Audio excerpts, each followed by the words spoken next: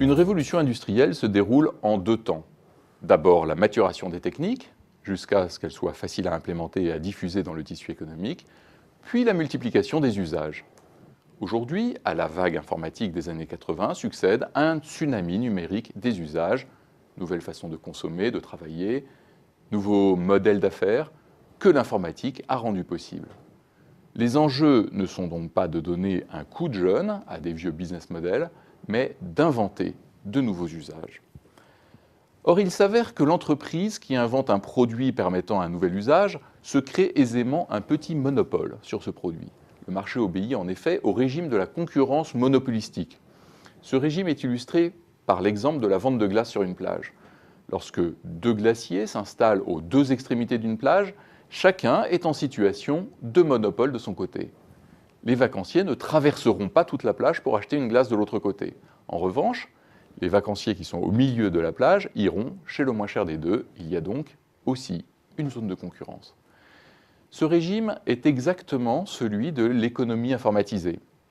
Sur le marché des systèmes d'exploitation, par exemple, Microsoft est concurrencé par Apple, Google ou Linux. Pourtant, ces leaders sont en situation de monopole sur une grande partie de leur marché. Il en est de même pour les plateformes comme Facebook, Amazon ou Uber. Ces situations de monopole leur permettent dès lors d'intégrer une chaîne de valeur complète de la production à la relation avec le client. Fondée autant sur les usages que sur les technologies, la troisième révolution industrielle redéfinit ainsi entièrement le paysage concurrentiel. Dans ce contexte, la France présente des faiblesses. Premièrement, son tissu économique et sa croissance sont organisés autour des grands groupes du CAC 40. Or, ceux-ci ont du mal à imaginer des usages qui ne soient pas centrés autour de leur propre industrie. Deuxièmement, notre culture de l'innovation est principalement orientée vers la technologie, ce que soulignait avec justesse le rapport Morand dès 2009. BPI France traîne encore, par exemple, le lourd héritage de l'ancienne ANVAR, agence de la valorisation, de la recherche et non des usages. Troisièmement, tandis que la croissance des champions américains est financée par du capital risque, les carences de notre modèle de financement contraignent nos champions nationaux, Blablacar ou Criteo, à chercher leurs capitaux outre-Atlantique. Notre pays dispose néanmoins d'atouts solides. La formation des ingénieurs et dispose à une multidisciplinarité nécessaire et appréciée dans les filières fertiles en nouveaux usages. Pour les data sciences, il est par exemple nécessaire de combiner une base académique dans le domaine des sciences statistiques, la conception de modèles émergents comme le machine learning, ainsi que la pratique de l'informatique.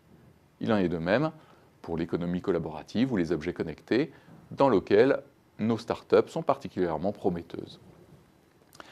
Notre histoire porte d'ailleurs la marque de cette innovation à la française. Le cinématographe, inventé par les frères Lumière, s'appuie sur l'usage des techniques de la pellicule photo d'Eastman et de la machine à coudre de Singer, tous deux américains. Les industries automobiles et aéronautiques, dont la France a été le pionnier, ont été fondées sur l'usage des moteurs à explosion allemands. La carte à puce de Roland Moreno était un usage original du microprocesseur. Il s'avère de plus que les inventions d'usage ont été consacrées en 2012 par la guerre des brevets gagnée par Apple contre Samsung. Les brevets clés, valorisés en milliards de dollars, étaient en effet des brevets d'usage, par exemple la fonctionnalité de zoom en écartant deux doigts. Enfin, les organismes publics disposent de grandes bases de données que l'État peut décider de mettre à la disposition du public pour les valoriser à travers de nouveaux usages. Enfin, on souligne souvent le retard français, mais quelques initiatives vont indéniablement dans la bonne direction. Le crédit d'impôt recherche a été complété en 2013 par un crédit d'impôt innovation qui l'ouvre au soutien de quelques innovations d'usage. Les plans Big Data et Open Data, destinés à valoriser les données publiques par les usages, ont été lancés dès 2011. France Brevet et le Fonds souverain de brevets, doté de 200 millions d'euros pour acquérir des inventions françaises, sont soumis à des obligations de rentabilité, ce qui va mécaniquement les orienter vers les brevets d'usage. BPI France elle-même redéfinit profondément sa stratégie d'investissement en faveur des innovations d'usage. Ces initiatives dessinent une politique économique orientée vers l'économie, dans laquelle les données publiques, les sciences de l'ingénieur, l'inventivité et l'innovation à la française sont mieux valorisées au travers des usages.